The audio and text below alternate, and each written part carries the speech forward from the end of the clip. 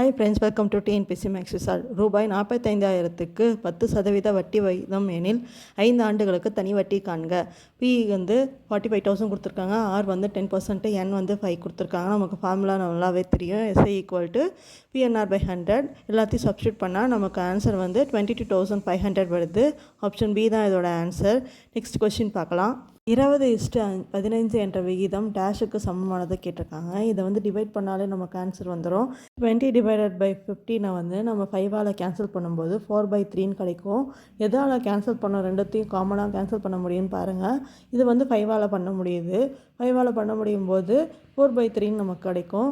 4 5 20, 3 5 15 நமக்கு தெரியும். இப்போ 4:3 தான் இதோட ஆன்சர்.